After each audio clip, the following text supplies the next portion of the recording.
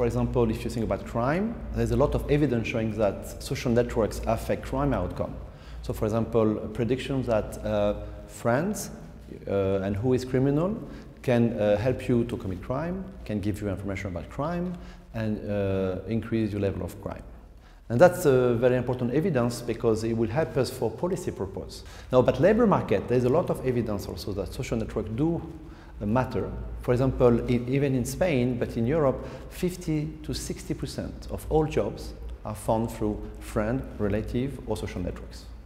So, meaning that if you are not connected to networks, it's very difficult for you to get a job. Another example that I've worked on is migration. All these migrants, they come here because they have some connection to someone here. So if you are from Argentina, you want to come to Barcelona, for example, if you know someone who has already migrated here, then he will help you to come here. He give you information about jobs, maybe give you financial help, maybe help you to get into the housing market, and so forth. So it's a very important way to understand why social networks affect migration. Usually they're connected to colonies. So if you take, for example, France, you have North African. If you take England, you have the Indian. If you take Spain, you have the South American. But how can you explain that Turks are so many in Germany? There is no relationship. Social network can explain that. And even more interesting, if you look at different regions of Germany, you can trace down which village they come from in Turkey. There's a direct connection between them.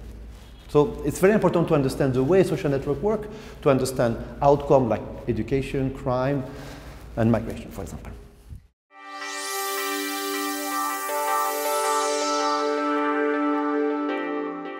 Very important for cities, but even more important for segregation.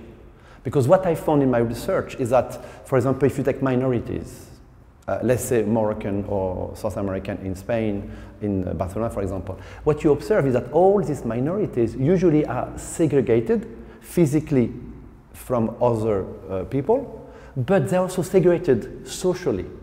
And that creates a double problem, because the physical separation means that you don't access to job, but the social separation makes you don't have this network that will help you to get in. And so what is interesting is that the pattern is the same in all cities. The big cities, of course, the location is different. In the US, most of the poor people and blacks are in the center. In Europe, they are in the periphery. If you want to address a policy, you have to address both. That's important, to cut segregation. If the immigrants live in the periphery of the city, you're going to expand the city, but it's not going to grow because you have a lot of problem of unemployment and crime and all that kind of thing.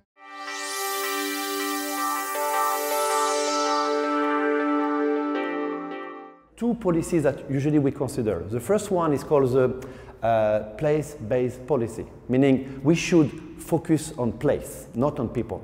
And you have also this policy called empowerment zones, where you empower the zones which are poor. But then there's a policy to say, well, why give it to the zone? Give to the people.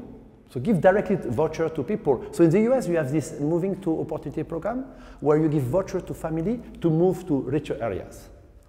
And the question is that which one we should favor?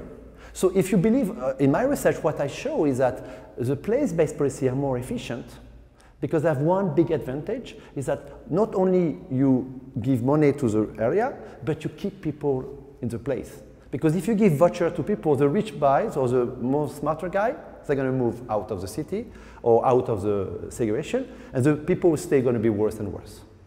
You need to have role model. You need to have people like you who get a job.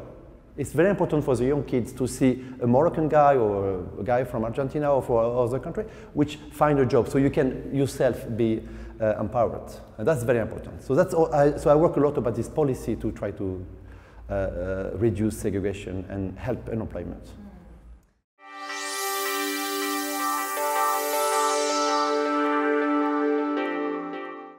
So China is a bit different.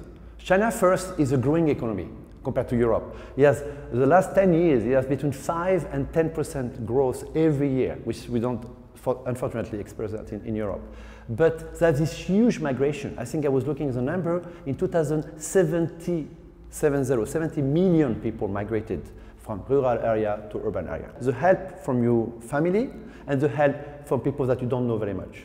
And what I show is that the two of them are very important to understand migration. And this is important because these people go to the city and it grows the city. You know, if you go to Beijing or Peking, every year you increase the size. So you have this urban sprawl, because you have all these migrants who live at the periphery of the cities.